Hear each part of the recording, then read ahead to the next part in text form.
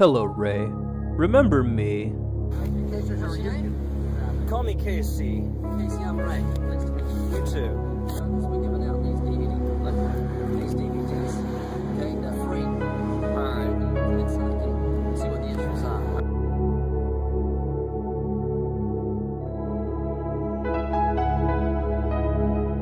Well, I suppose I should start by apologizing for sabotaging your efforts to poison the minds of the students at Hollywood High School. That was a bit rude of me, making you waste you and your thugs' morning like that, but I maintain that my actions were fully justified, and to explain why this is so, let me tell you a little story.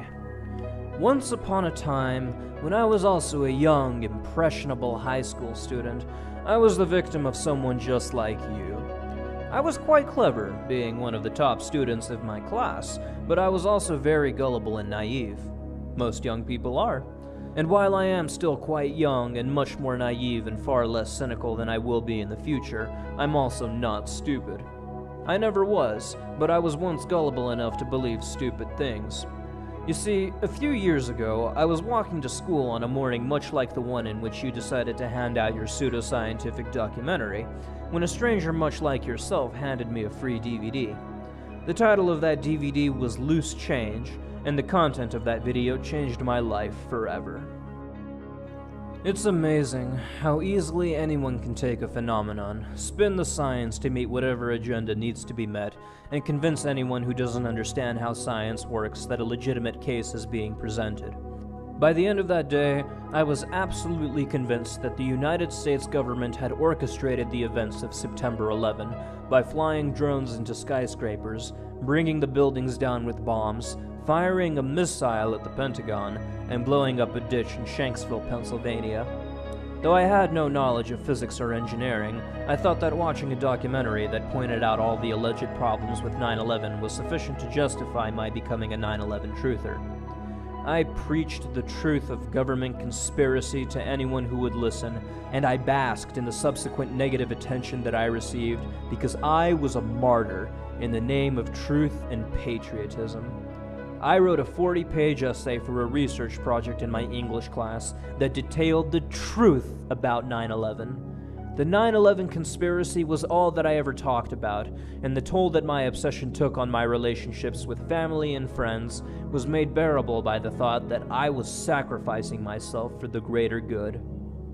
For 2 years, I indulged in my delusions of self-importance and the complimentary overconfidence in my abilities. It wasn't until after I learned how science actually operated that I began to have my doubts, and it wasn't until I started to study real science seriously and objectively that I cut all ties with my flawed beliefs. It was a difficult and painful time, but I grew from the experience, and it was that experience that motivated me to destroy your plans. Whenever I argue with a creationist, I see a bit of my younger self in my opponent, and I hate it. I hate the arrogance and dishonesty of creationism. I hate the never-ending evasive maneuvers and the constant goalpost shifting and non-sequiturs that creationists routinely employ. I hate the pretentious pontifications of creationists on matters in which they have no understanding or formal training. I hate being reminded of what I used to be. But most of all, Ray, I hate the people who created us. I hate the people like you who gave us those DVDs on our way to school. The people like you who make their children attend creationist seminars. The people like you who explicitly aim your filth at the youth. There's a reason why you distributed your DVDs to teenagers instead of a committee of scientists. It's the same reason why you and your fellow creationists target the young and impressionable instead of the aged and the scholarly. And it's the same reason that creationists use dinosaurs the same way that pedophiles use candy. Because you, Ray, are a predator. Not a sexual predator, but a psychological one. You prey on the young and the weak because you know that they're too trusting, too dependent, and too innocent to believe that a man with a soft voice and a gentle smile would ever want to exploit them to further his monetary and political interests. And that's why I had to stop you, Ray. My efforts to counteract your poison came not from my hatred of you, nor of your agenda, nor even of your insidious messages of willful ignorance and abject conformity. My motivation wasn't hatred, Ray. It was empathy for the teenagers who would have become your latest victims.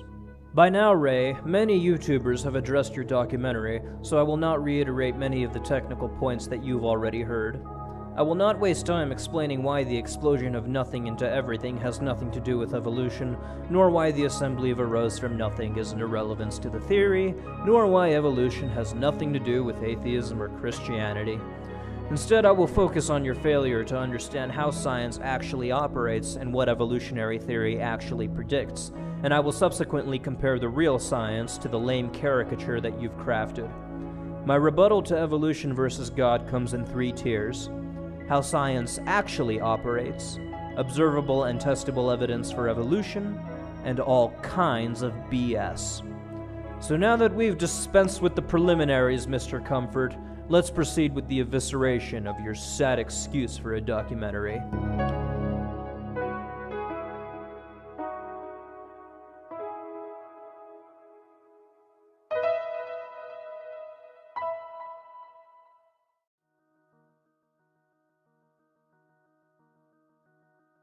You know, I find it amazing that after so many years of countering creationist crap, we still have to explain the scientific method to them. So I'm going to take a slightly different tack and explain how the philosophies that underlie science are in conflict, or at the very least are disregarded by, Ray Comfort and his ilk. What needs to be understood from the outset is that the goal of science is not to discover truth, which for the purposes of this video will be defined as absolutely accurate information. The goal of science is to create models that have predictive power. As far as the world that we perceive is concerned, we do not know, and moreover we cannot know, for absolute certain whether a reality external to ourselves exists. What we do know is that we experience sensory inputs, and it would thus far appear that manipulating the observable universe yields consistent sensory information. What's more, different algorithms of manipulating the environment yield different sensory inputs. Touch a hot stove and you'll experience pain. Stop breathing and you'll pass out. This seemingly obvious principle forms the basis of the scientific method. By manipulating variables A, B, and C, we experience sensory stimuli X, Y, and Z. In other words, observation and experimentation can allow us to find patterns in the world, and we can use these patterns to make predictions about future data. However, there still remains, and will always remain, an insurmountable epistemic barrier between what we perceive and what is absolutely real. It is for this reason that nothing in science can be proven. Nothing about the physical world can be known for absolute certain because science operates inductively via description rather than definition. That's why when you said in your documentary that evolution is unscientific because it can't be proven, you were speaking gibberish. The scientific method does not concern itself with proofs, for which there is no formal scientific standard, only with the construction of predictive models based on patterns in nature. By contrast, mathematics does concern itself with proofs because it is entirely definitional and therefore deductive in nature. In math, you begin with a series of axioms that guide the behavior of a set of elements. As these axioms are explored and combined in formalized proofs, new axioms emerge and can be further combined in various ways until you have an entire network of interconnected axioms, all stacked one on top of each other, with the first principles at the bottom of this metaphorical pyramid. But how do we know that these first principles are true? How do we know that 2 + 2 really equals 4, or that a triangle always has 3 sides? Because these first principles are definitional. In the same way that you can't have a married bachelor or an empty room that's full of people, the definitions inherent to these elements cannot be contradicted. This can be a subtle and difficult concept to grasp, but as has been quite rightly pointed out in the past, the rules guiding mathematics are no less arbitrary than the ones guiding poker, hopscotch, or chess. As it happens, though, math is a more convenient deductive framework to use when describing observable reality than the rules of chess are. So now that we're more familiar with the roles played by science and mathematics, we can get to exactly why Ray Comfort misunderstands the scientific method when he goes around asking for observable evidence for evolutionary theory, and then rejects what he is given on the grounds that what's being presented is, quote, unobservable. As your documentary pointed out, science is founded on observation and experimentation, but it is staggeringly naive to believe that observation and experimentation of a particular phenomenon is the only way to vindicate it scientifically. This is not the case. It is possible to understand a phenomenon by examining the evidence pertaining to it rather than witnessing the phenomenon itself, and in any case, observation and experimentation are not the sole functions of the scientific enterprise. Merely observing a falling object isn't science. Merely experimenting with falling objects by dropping them from different heights and through different media, and subsequently recording the data, is also insufficient to qualify as science. But being able to use your observations and the results of your experiments to make predictions about future data, now that's what science is all about. Science isn't merely a repository of facts, but is the process of creating theories. As I've already mentioned, we observe patterns in the universe, and we can use these patterns to make predictions. If a theory is an accurate representation of how observable reality behaves, then by manipulating variables A, B, and C, we can expect to observe X, Y, and Z. But contrary to what you seem to think, Ray, the direct observation of a particular phenomenon is unnecessary to vindicate the validity of the phenomenon. You don't need to observe, for example, a hyena-like creature giving birth to a whale to be able to know that modern whales descended from hyena-like creatures. And to understand why this is, let's explore some other avenues of science that I'm confident you accept before we proceed to see why evolutionary theory meets the same exact standards as those other sciences. Consider the dwarf planet Pluto, which was discovered only 80 years ago. It has an orbit period of 248 years, so how do we know that Pluto is orbiting the Sun if we've never seen it complete an orbit? Moreover, how do we know what trajectory it takes if we've never seen it make a complete cycle? Did the scientists just accept on faith that this is how Pluto moves? Of course not.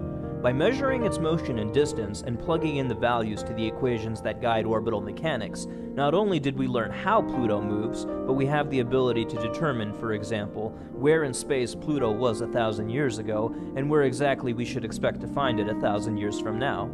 If the theory regarding Pluto's orbit is accurate, then when we manipulate variables A, B, and C, we should experience sensory stimuli X, Y, and Z.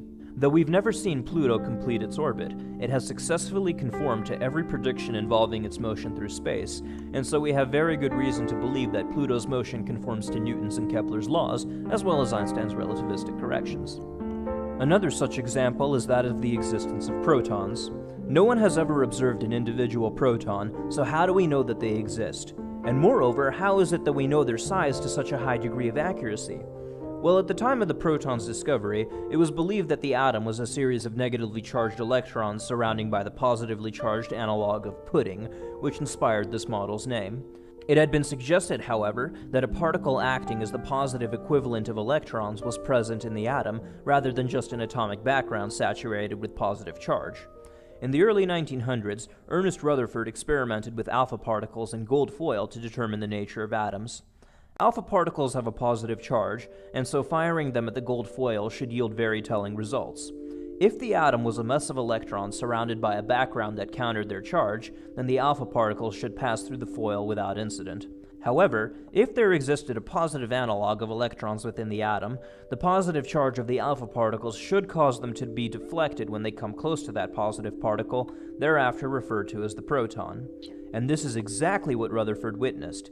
Occasionally, an alpha particle would fly away from the gold foil after being fired at it, sometimes at a 180-degree angle. And based on the statistical distribution of the trajectories of the alpha particles, physicists were able to determine the size and magnitude of the charge of the proton, as well as its relative location within the atom. Let's consider one more example. In 1859, it was discovered that Mercury's orbit did not conform perfectly to Newton's theory of gravity. There were unresolved anomalies pertaining to the planet's precession, and try as scientists might to account for the discrepancies between theory and observation, no conclusive resolution was forthcoming. Enter Einstein and his theory of general relativity, which proposes that the force of gravity is not so much a phenomenon that pulls masses inward as it is a consequence of space and time being curved.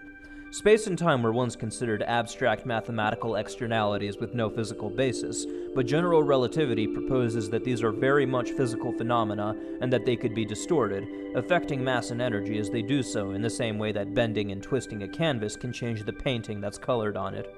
A number of predictions were subsequently associated with Einstein's theory. If space and time really can be distorted by mass, then we should see the effect of that distortion when we study large masses. During an eclipse, we should see light bend in accordance with the equations pertaining to Einstein's theory. If his theory is correct, we should see the lensing of light in deep space around massive objects. And if his theory is correct, then the mathematical corrections that it makes to Mercury's orbit should be concordant with observation. In all three and countless other cases, Einstein's theory has been vindicated time and again. We have never witnessed space-time itself, much less its curvature, but every prediction involving this proposed phenomenon has thus far been vindicated, making Einstein one of the greatest scientists in history. The point that I wanted to illustrate with the curvature of space-time, the nature of protons, and the orbit of Pluto is that though none of these things have ever been observed, the evidence relevant to these phenomena is observable. We can use that evidence as well as patterns in nature to try to predict any future data pertaining to these cases, which is what science is really all about. I can name countless more examples, but I think that my point is made. So now that we have a clearer picture of how science actually operates, let's take a look at the observable evidence for evolution.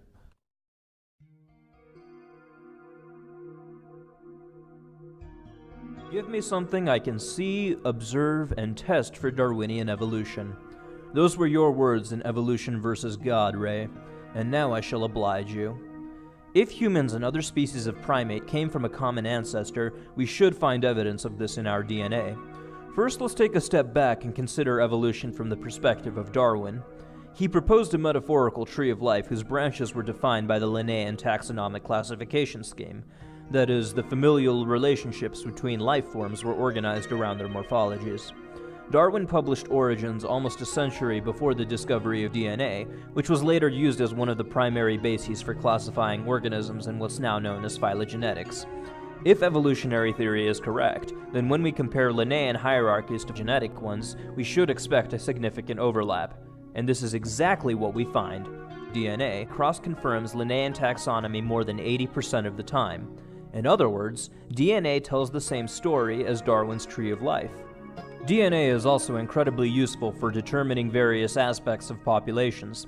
For example, the Hardy-Weinberg equation, which serves as the basis for paternity tests, can be used along with distinct gene markers to calculate when life forms diverged. We can use the mathematical models brought to us by differential equations and apply them to DNA to determine that Europeans broke off from Africans 50,000 years ago, that the Homo genus broke off from other primates 6 million years ago, etc., etc., etc. Next, consider the chronological order of organisms in the fossil record. If evolutionary theory is correct, then we should find that their placement in history corresponds to the mathematical extrapolations involving DNA, and that both of these chronological hierarchies should correspond to the aforementioned morphological and genetic family trees. And guess what? That's exactly what we find. Why is it, Ray, that every avenue of biological categorization consistently points to evolution from a common ancestor? When I asked you at Hollywood High School why the morphology, chronological order, and DNA of organisms cross-confirm each other and form the same hierarchies that Darwin had envisioned, this was your answer. It's because God made them like that. Whether a god was responsible for evolutionary development is beside the point. The only mathematical models that are able to account for the overlap of different taxonomic trees are evolutionary algorithms. Evolutionary theory not only is sublime in that it accurately tells us what we should expect to find, but also in that it tells us what we shouldn't expect to find. In your documentary, you seem to think that a vestigial structure is one that serves no purpose, but you are wrong.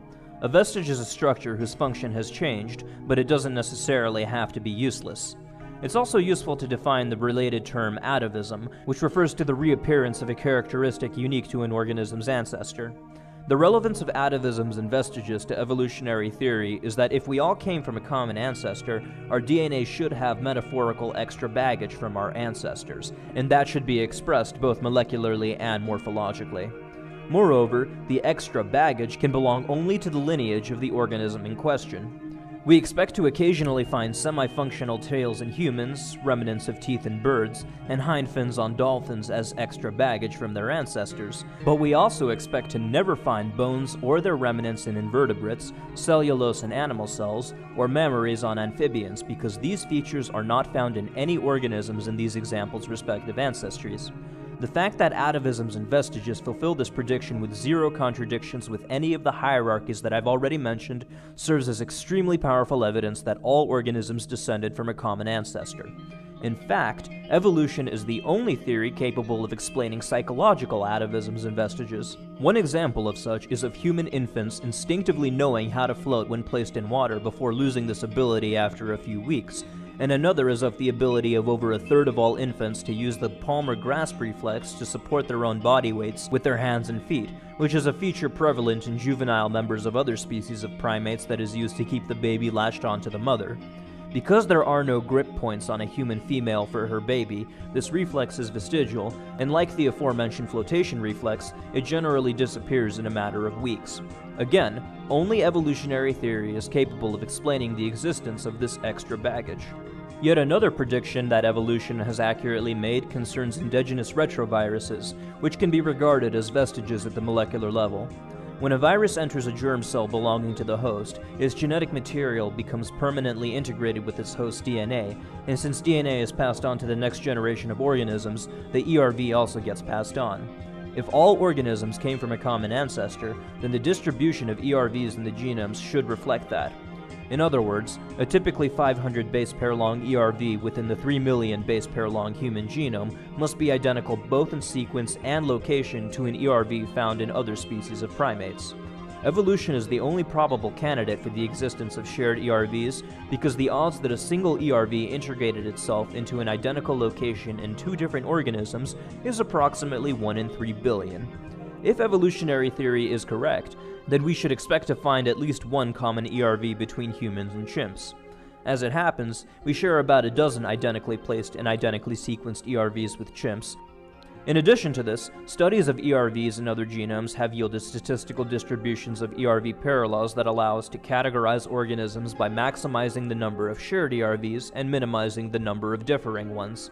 The end result is a phylogeny that is based exclusively on ERVs and, you guessed it, it cross-confirms the aforementioned two chronological hierarchies and the two structural hierarchies. Finally, we get to one of the most famous pieces of genetic evidence for common ancestry between humans and other great apes. All of the great apes that are not human possess 24 pairs of chromosomes, but humans have only 23 pairs. If evolutionary theory is accurate, then the common ancestor to all great apes had either 23 pairs of chromosomes or 24 pairs. If the former is correct, then the ancestors unique to the other great apes must have had one of their chromosome pairs divide into two independent pairs of chromosomes, and if the latter is correct, then the ancestors unique to modern humans must have had two pairs of their chromosomes fuse into one larger pair. In either case, there would be signs that such an event had taken place, and if evolutionary theory is accurate, then we should expect to find those signs. As it happens, scientists did. The precise location of the fusion site on chromosome 2 was located in mid-2006, successfully vindicating yet another prediction of evolutionary theory. This was an extremely short list of observable and testable evidence for evolution that comes only from genetics. Other evidence strictly from the field of genetics and biochemistry would include non-ERV molecular vestiges, molecular convergence, and the role of gene duplication in adding new nucleotide combinations to DNA. This is without going into the mountains of other evidence that include thousands of discovered transitional forms, dozens of witnessed speciation events, and the perfectly consistent geological record. This perfect geological record is filled with a large number of very simple predictions, and I'll list just a few of them here. If evolutionary theory is accurate, the following predictions will hold. You will never find avians in sediment older than the Jurassic. You will never find amphibians in sediment older than the Devonian. You will never find primates in sediment older than the Cretaceous. You will find only aquatic life in sediment older than the Silurian. And you will never find a fossil bunny in the Precambrian. So there you have it, Ray. Observable, testable evidence for evolutionary theory. All of these predictions are exclusive to evolutionary theory, and the only viable rebuttal that you've shown yourself to be capable of is this one. It's because God made them like that. Unfortunately, taking this route requires you to not just throw Occam's razor away, but would be the equivalent of embedding it in a stick of dynamite, flushing it down the toilet, and blowing open the sewers, which would actually go a long way to explain the smell. But we already know that you won't accept any of this evidence, Ray, because none of it involves the observation of, quote, one kind turning into another kind, end quote. Of course, the fact that the evidence that I've presented meets the same criteria as the evidence for the curvature of space, the nature of protons, and Pluto's orbit presents a bit of a problem for you, so in your desperation, I suspect that you will try to pull your last card. That card involves all kinds of BS.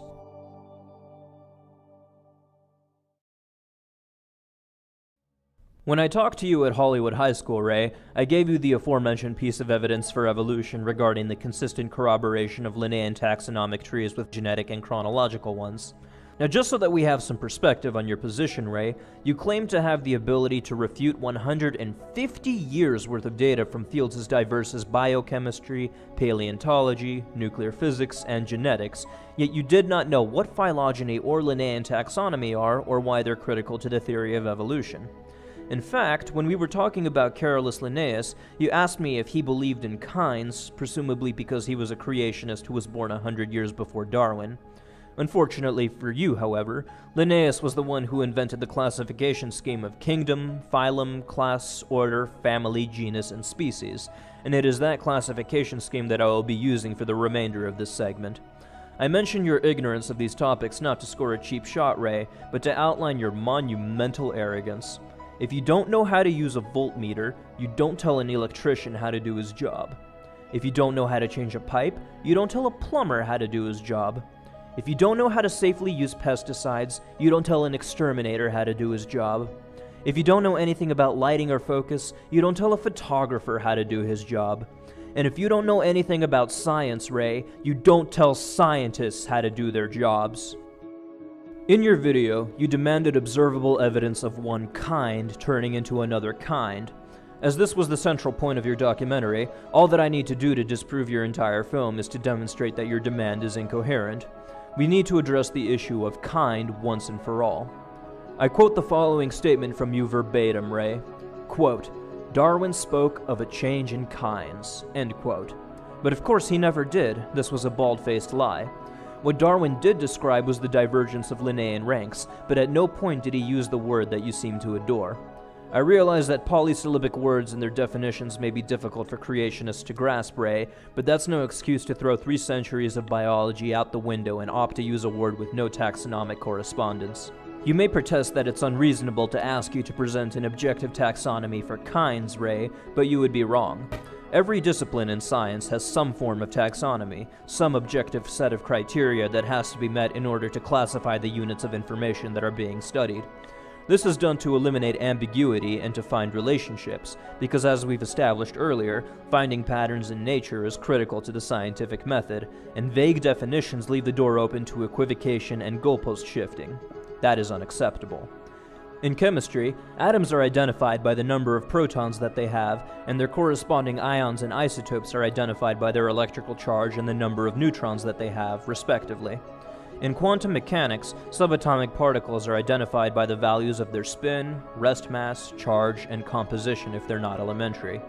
In geology, rocks are divided into 3 main categories based on some general properties, and are individually identified by color, mineral composition, size, grain orientation, hardness, density, reaction to acids, streak, chemical composition, and even taste. In biology, organisms are generally classified according to DNA and morphology. In these and many other cases, the differences between the subjects of study and the criteria that they must meet to obtain a specific classification are made essentially unambiguous. So with all of this in mind, Ray, what does a person need to look for when they're trying to distinguish between kinds? When I talked to you at Hollywood High School, I asked you what a kind was. You did not answer me. You only gave me examples, but you did not lay out a clear and concise definition. How do we define kinds, though? I mean, it seems like a really vague term. Well, it's very, very clear. You've got the canine kind, coyote, and the domestic dog. You've got the feline kind, the cat, and the tiger, and you've got human kind. It's very, very clear. Ironically, the way that you categorize these organisms makes it possible for me to show, using your standards, that humans are the same kind as chimpanzees and gorillas. First, you named the canine kind, in which you included coyotes and domestic dogs. They both belong to the same genus, which is Canis. So far, it looks like if 2 animals belong to the same genus, they're the same kind. Okay. Next, you brought up the feline kind, which you said included cats and tigers. While cats and tigers aren't part of the same genus, they are part of the same family, which is Felidae. So now it looks like in order for two organisms to be the same kind, they must belong to the same Linnaean family. Good. Then you named humankind. Humans, or Homo sapiens, are a single species, but since we've established that a kind includes members of the same Linnaean family, then I can also say that orangutans, gorillas, and chimpanzees are the same kind as humans, since they all belong to the family Hominidae. Bear in mind, Ray, that I was using your standard for what counts as the same kind. And if you'd like to accuse me of using a classification system that has an evolutionary bias, then at the risk of sounding repetitive, I would ask you to please take note that Linnaean taxonomy was established by a Christian creationist 100 years before Darwin published Origins, and has been extensively cross-confirmed by DNA and the chronological order of organisms in both the genetic and geological records. The problem gets even worse when we look at your documentary, specifically when P.Z. Myers gives you an example of a speciation event within bacteria. You seem to think that it was funny that his example of a change in kinds was of a bacteria producing a different kind of bacteria, but was still bacteria. Based on your attitude in the context of this exchange, I think that we can safely conclude that you believe that bacteria is its own kind. What you didn't seem to realize is that this argument results in a monumental failure for your position, because two different species of bacteria don't just belong to the same genus, family, or class. It's much worse than that. Not only do they belong to the same phylum and kingdom, but two unspecified samples of bacteria must, by definition, belong to the same domain, which is prokaryota. By saying that bacteria is its own kind, you've extended the definition of kind to include an entire domain of organisms. To see why this is so problematic for your position, let's take a look at the domain eukaryota. By using this new standard of kind that you've implicitly established, I can say that humans, jellyfish, ants, mushrooms, snakes, pigs, roses, donkeys, sharks, bees, and marijuana are all the same kind. And I can say this, as I will remind you, using your definition of kind. Do you see now, Ray, why using such vague language in science is unacceptable? Still, during our exchange at Hollywood High School, I persevered.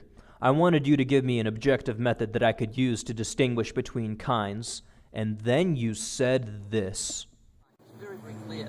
Right, but how do you differentiate between them? What's the scheme? Don't have to, because you've got the Chihuahua and you've got the Great Dane. They're dogs, they're canines. That's right, Ray. There is no way to objectively distinguish between one kind of animal and another. So tell me, Ray, how on earth is anyone supposed to know what would count as one kind turning into another kind if you don't even know how to tell them apart? And on the rare occasions that you actually do decide to give us an example of what counts as a kind, you're extremely inconsistent.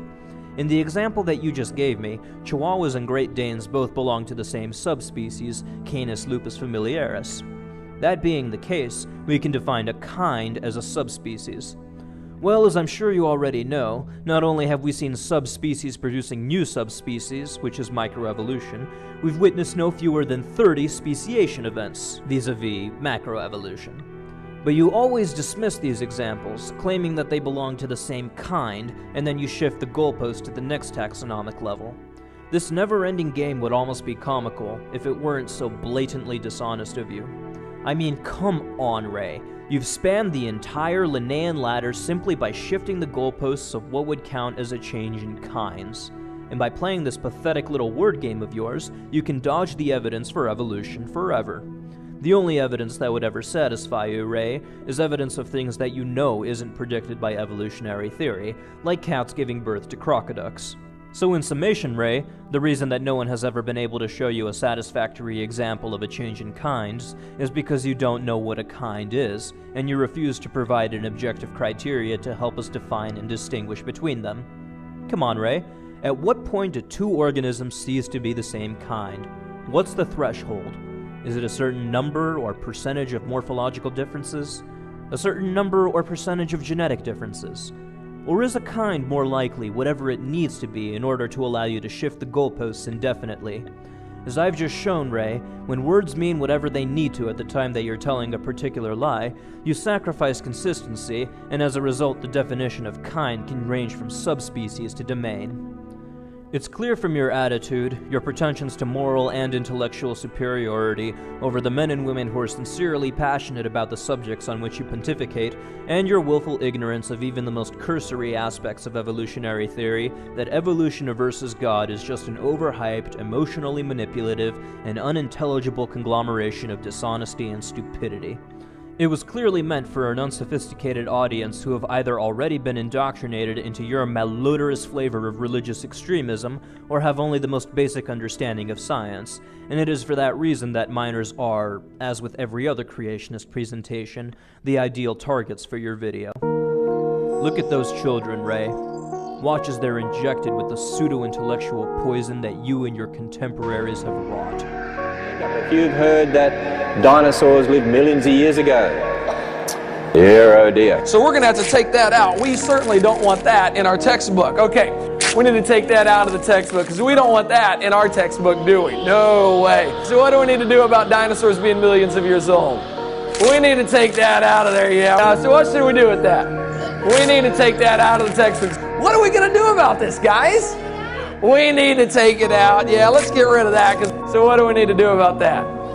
We need to take that one out of the books, don't we? You kids are liking this, aren't you? Ripping up the textbooks. Is there anything more perverted or obscene than tainting the most vulnerable of us in such a repugnant manner? Did I have any choice other than to stop you from molesting their minds, as mine had once been? And do you think that they will thank you, Ray? They will be laughed at and ridiculed by those who know better. They will be pitied and lamented for by the enlightened children who they keep company with. They will become ignorant and bitter, deprived of the knowledge possessed by their peers, and the only solace that they will gain will be through the mental masochism of your particular flavor of religious extremism. These children will grow up to be cold and empty slaves of their parents' nightmares, forever chained by the ignorance that you and your ilk force-feed them, always tormented by the ghosts of the intelligent and informed lives that they might have led had you and others like you not stood in their way. Do you think that they will thank you for imbuing them with ignorance, Ray? Do you think that they will thank the man who taught them it was glorious?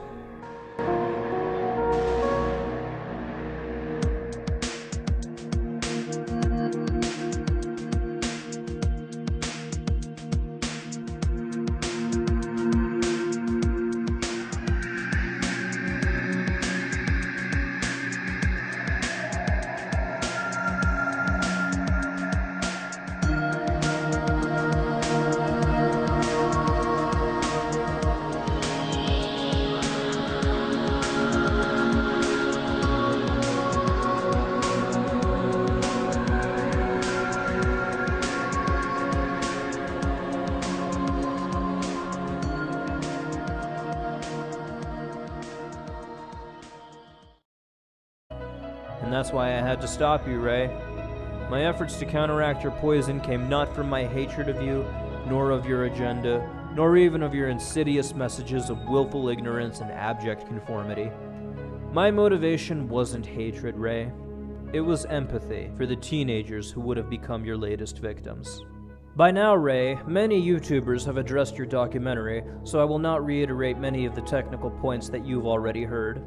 I will not waste time explaining why the explosion of nothing into everything has nothing to do with evolution, nor why the assembly of arose from nothing is an irrelevance to the theory, nor why evolution has nothing to do with atheism or Christianity. Instead, I will focus on your failure to understand how science actually operates and what evolutionary theory actually predicts, and I will subsequently compare the real science to the lame caricature that you've crafted. My rebuttal to evolution versus God comes in 3 tiers. How science actually operates, observable and testable evidence for evolution, and all kinds of BS. So now that we've dispensed with the preliminaries, Mr. Comfort, let's be far less cynical than I will be in the future. I'm also not stupid. I never was, but I was once gullible enough to believe stupid things. You see, a few years ago, I was walking to school on a morning much like the one in which you decided to hand out your pseudoscientific documentary, when a stranger much like yourself handed me a free DVD. The title of that DVD was Loose Change, and the content of that video changed my life forever.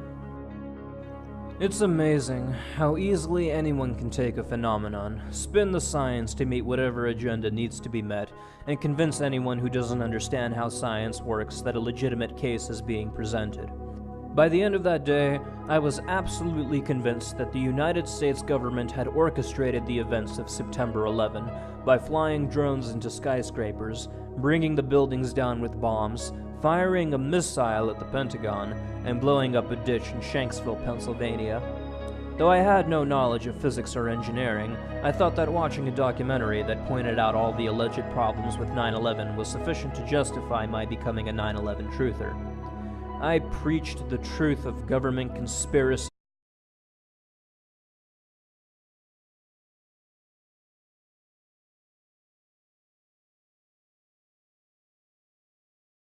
Hello, Ray. Remember me? Casey, how are you? Call me Casey. Casey, I'm Ray. Nice to meet you. You too. We're giving out these these DVDs. Okay, they're free. Alright. Let's see what the issues are.